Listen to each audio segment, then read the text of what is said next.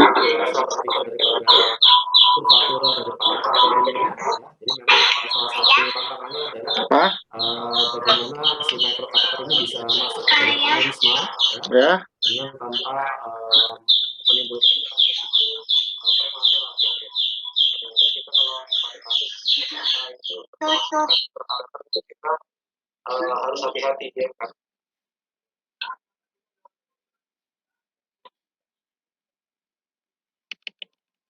Cukup tinggi dan seringkali kita memasukkan microcatheter itu dengan tanpa wire, ya. Jadi si micro dimasukkan dengan tanpa ya, artinya kalau micronya itu masuk ada suara burung, secara spontan kalau kurvaturnya itu kok ada suara burung, Mak?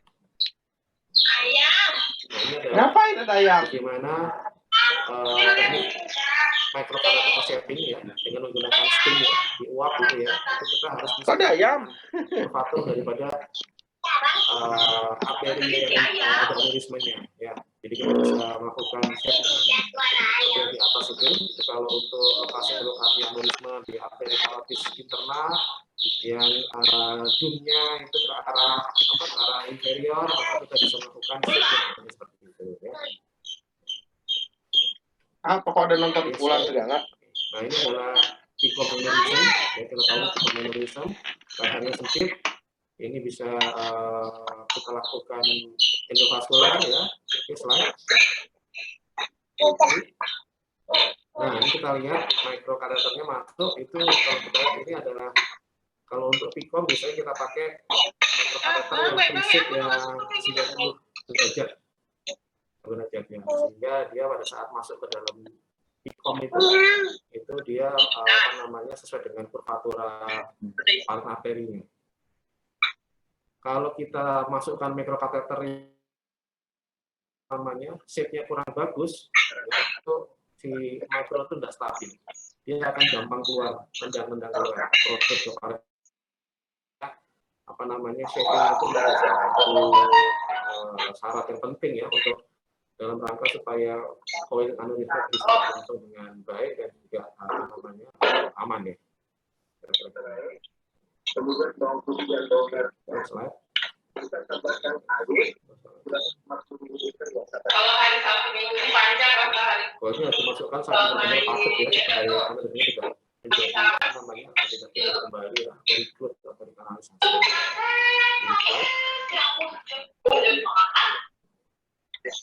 ini adalah usaha juga, ini adalah aneurisma di sama ya di di sebelah kanan ya. Ini kita lihat kita coil juga sama.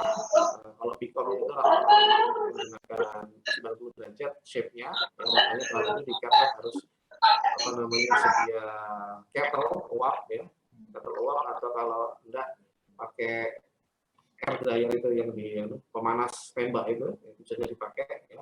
Masing-masing microcatheter punya spesifikasi sendiri, artinya berapa lama diuapnya, berapa derajat suhunya ya. Karena kalau dia kurang lama itu shape-nya jadi mudah berubah ya, atau kalaupun dia terlalu lama itu merusak integritas lapisan PTFE di dalamnya itu, sehingga lebih kasar nanti ya. Oke, slide.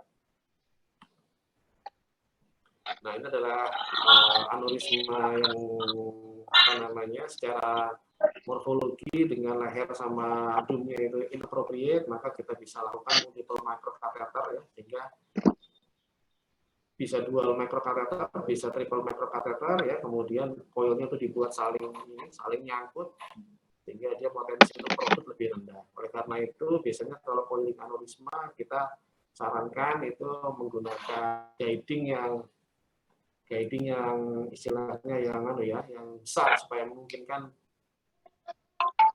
lebih dari satu microcatheter masuk ya. Bisa pakai yang 6 French yang dengan innernya 0,071 atau mungkin pakai yang 7 French langsung lebih aman ya, sehingga kalau dibutuhkan itu microcatheter tambahan bisa masuk ya.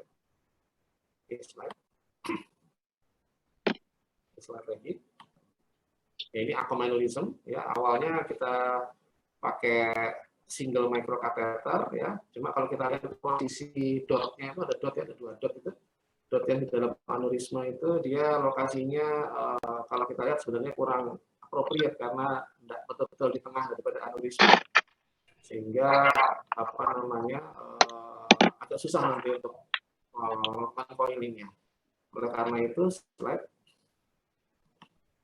Ya bang. Nah ini yang waktu dimasukkan coil si mikrokateternya cenderung untuk kembali ke paren arteri, ya, sehingga tidak stabil posisinya. Oleh karena itu waktu itu kita slide lagi. Oke, slide lagi. Kita putuskan, kita masukkan mikrokateter tambahan dan dengan double mikrokateter itu kita lakukan coiling, ya, sehingga apa namanya coilnya bisa saling intermingle atau saling nyangkut, dan itu agar lebih stabil, sehingga lebih compact namanya aneurismanya yang bercoil, ya. Karena kita tahu bahwa kalau kita tidak compact melakukan coiling aneurisma, maka kemungkinan dia regrowth itu atau tumbuh ulang, ya, itu akan tinggi. Itulah sebenarnya apa namanya salah satu kekurangan dari coil endovaskular, ya, atau EVP, ya. Kalau kita tidak cukup padat, maka kita tidak bisa membuat leher aneurisma itu melakukan namanya endotelisasi. Jadi bisa dibayangkan ada kubah aneurisma, ya, ada lehernya, coilnya tidak sampai ke leher, ya, sehingga ada lehernya masih ada, ya. Itu maka penyembuhan endotelisasinya di paren arterinya itu tidak berlangsung dengan bagus. Makanya ada teknologi flow diverter itu adalah dalam rangka supaya stennya itu ada di leher aneurisma, sehingga nanti dari paren arteri yang normal itu memicu reaksi endotelisasi, sehingga ada intimal baru lagi. Maka aneurismanya akan completely sembuh. Tapi kalau ada sisa lehernya, maka dia pertumbuhan jaringan intimal baru lebih bagus, ya. Kemudian juga remodeling daripada cabang-cabang yang lain. Slide. Ini adalah laki-laki 83 tahun, ya, dengan SAH, ada hidrosefalus, maka kita pilih EVP. Oke. Slide. Ya, ini, ya. Ini kita gunakan multiple atau ini kita gunakan balon assisted, ya. Jadi ada 2 mikrokateter. Kita tahu itu wide neck, maka kita kembangkan balon, ya, untuk menjaga supaya coilnya tidak produk ke dalam paren arteri, ya. Cuma kalau SAH, kalau untuk wide neck kita akan lebih memilih dengan menggunakan balon assisted, ya, kalau dia wide neck, ya, untuk EVP, ya, karena kita butuh, kalau dengan stent kita butuh antiplatelet. Padahal kita tahu bahwa kalau dia SAH, kita beri antiplatelet, potensi untuk re-rupture atau premature rupture sangat tinggi. Sehingga pilihan pertama kalau memang harus EVP, karena tadi pasien usia tua, ada SAH, nah kebetulan wide neck, ya, maka kita pilih dengan balon assisted, ya, ketimbang stent assisted. Karena kalau stent assisted nanti kita harus kasih dia antiplatelet loading, itu resiko untuk premature rupture-nya tinggi. Slide. Nah, ini adalah contoh yang lain. Ini adalah usia tua dengan MCA, ya. Kita tahu kalau ada MCA aneurisma, ada ICH, maka paling ideal adalah di clipping, ya. Karena sekaligus evakuasi ICH-nya sekaligus clip. Nah, ini problemnya adalah usia tua dan tidak ada efek massa, maka kita prefer untuk dilakukan EVP. Tapi karena inappropriate, kita tahu lihat bahwa aneurismanya inappropriate dengan dengan cabangnya M itu ada di lehernya, sehingga kita gunakan balon assisted coiling. Ini balonnya dikembangkan itu di cabangan M1 dengan M2 superior itu, ya, kemudian dilakukan coiling. Nah, ini stent assisted, ya. Stent assisted memang kita harus lihat ininya bahwa kelebihannya adalah long term outcome, bagus untuk aneurisma, hasilnya juga bagus, good result untuk coiling, ya, karena tadi itu, ya, karena dia membantu neointimal formation, ya, ya, sehingga oklusi lebih bagus. Cuma kelemahannya adalah lebih kompleks prosedurnya, ya, menggunakan dual antiplatelet, ya. Yang ketiga, MR imaging artifact itu, ya. Ya mungkin nanti dengan apa namanya dengan MRI yang lebih bagus itu untuk mengurangi artefak karena stent itu akan lebih bagus lagi ya. Jadi memang ini kalau untuk yang pilihan yang untuk yang unruptured aneurysm. Oh ya, ini adalah paraklinoid superior hypophyseal artery aneurysm. Ya, kita lihat bahwa lehernya cukup ini dibandingkan dum juga cukup lebar, maka kita pilih stent assisted ya. Oke.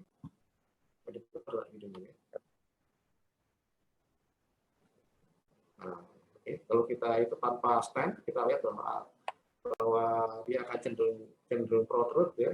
Setelah kita pasang stent, ya, maka si coil itu akan bisa masuk dengan lebih aman ya. Dan mungkin saya tidak terlalu jelas ini ya, tapi bisa kita lihat bahwa di gambar yang paling kanan itu ada bayangan radio optik ya, itu adalah marker daripada stent ya.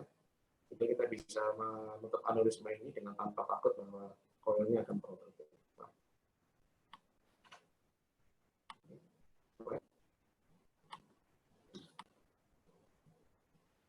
Terakhir jalannya.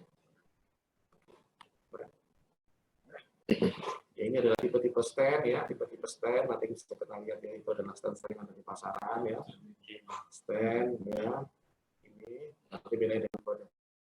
Lihat lagi. Ini adalah pertimbangan dalam jenis stent ya, tergantung jenis-jenisnya, maka kita harus mengetahui tipikal dari masing-masing stent, dan memang saat ini kebetulan stent di kepala variasinya belum sebanyak yang di kardiak, sehingga kita bisa apa namanya mempelajari karakteristiknya dengan lebih ini ya, lebih detail ya. Oke. Ya, ini adalah flow diverter ya. Kita lihat ya, yang dua di kanan itu shield dan pipeline itu adalah flow diverter ya, sedangkan yang enterprise, multiple enterprise itu adalah stent biasa ya, untuk assisted coil ya. Kita lihat bahwa porus daripada flow diverter itu lebih rapat ya, sehingga dia akan menimbulkan efek flow diversi pada aneurisma ya. Tapi dengan tetap menjaga potensi daripada arteri yang normal ya. Contohnya kalau di situ ada aneurisma di ICE itu ada ophthalmic ya, ada cabang anterokoroidal ya, sehingga kalau dia stentnya berada di depan situ, si flow diverter itu akan tetap mengalir ya. Tapi memang apa namanya tetap ada risiko.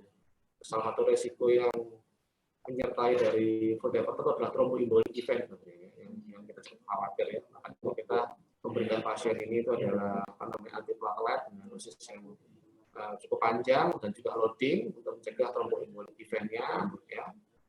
Dan juga kita memberikan heparinisasi yang cukup ini ya, cukup banyak ya. Nah, ini ada contoh perempuan 48 tahun dengan ophthalmoplegia. Kita lihat ada aneurism ya, ini di cavernous ya, cavernous site ya. Kita tahu bahwa daerah cavernous itu sulit juga dilakukan operasi clipping, maka IVT menjadi pilihannya. Oke, slide. Nah, ini adalah aneurismnya di cavernous segment ya. Kita lakukan pemasangan flow diversion ya.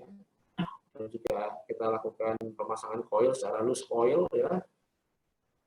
Pos tindakan itu terlihat bahwa apa namanya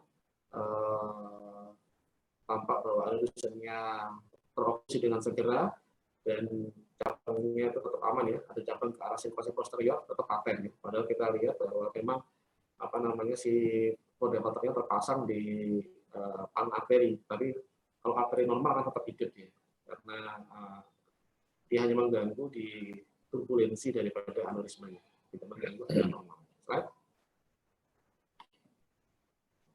Ini adalah pasien yang lain, ini adalah 42 tahun dengan paraoptalmik. Paraoptalmik ya, kita tahu bahwa di area paraoptalmik itu kalau kita melakukan operasi clipping, maka kita harus melakukan clinodectomy ya, dan cukup apa namanya cukup invasif, sehingga salah satu treatmentnya memang dilakukan EVP, kita pilih for diversion ya. Kita lihat, oke, slide. Ini adalah inisial dan 3 bulan setelahnya kita lihat bahwa aneurismanya itu 3 bulan itu tampak terokklusi dan hilang ya, sehingga hasilnya bagus ya. Oke, slide. Oh ya, ini benar. Kesimpulannya bahwa memang saat ini perkembangan EVP sangat luar biasa ininya kemajuannya ya. Tapi memang tantangan kita di sini adalah di negara kita itu pasien banyak datang dalam kondisi stroke ya. Dan kita tahu bahwa SAH itu adalah 3-5% dari total stroke ya. Tetap total stroke yang paling banyak itu adalah stroke ini ya, stroke ischemic ya. Ya, SAH hanya 3-5% ya. Tapi kalau kita lihat statistiknya ya, bahwa prevalensinya itu adalah 10 di antara 100.000 kalau di US ya. 10 di antara ada SAH di antara 10 di antara 100.000.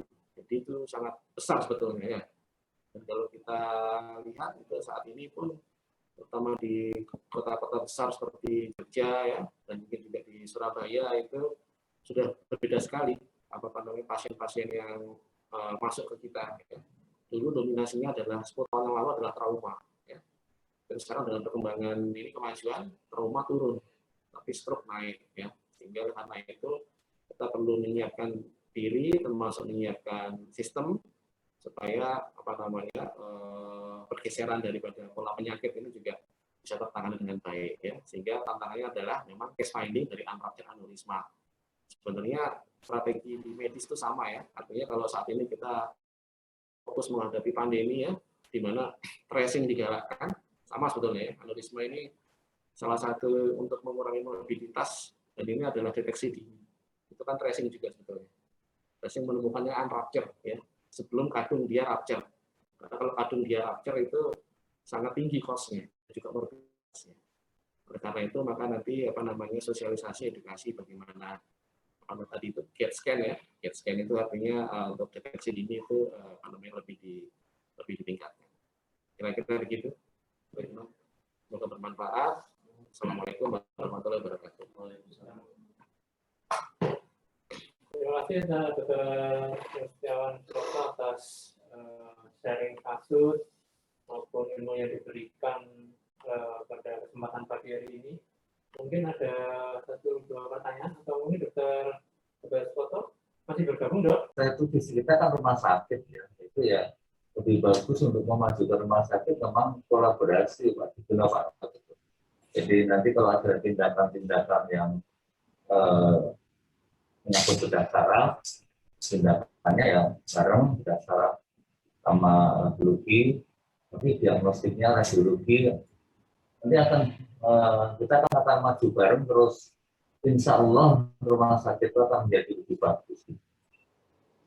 Iya, Dok. Terima kasih, Dok. Terima Dok atas saran yang diberikan. Insya Allah bisa kita bicarakan bareng ya, Dok. Iya. Ya, Dok. Ini ada 1-2 pertanyaan dari presiden yang mengikuti kuliah pada pagi hari ini.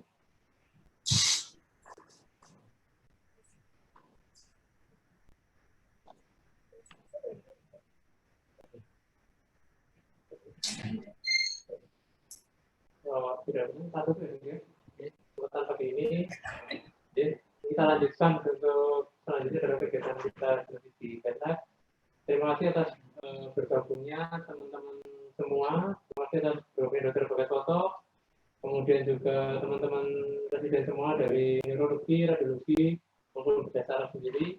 Semoga apa yang disampaikan oleh Dr. Iwan bisa memberikan view baru mengenai kasus aneurisma yang mungkin akan kita temukan dalam tata laksana sehari-hari. Itu terima kasih. Wassalamualaikum warahmatullahi wabarakatuh. Terima kasih Dr. Toto. Waalaikumsalam warahmatullahi wabarakatuh.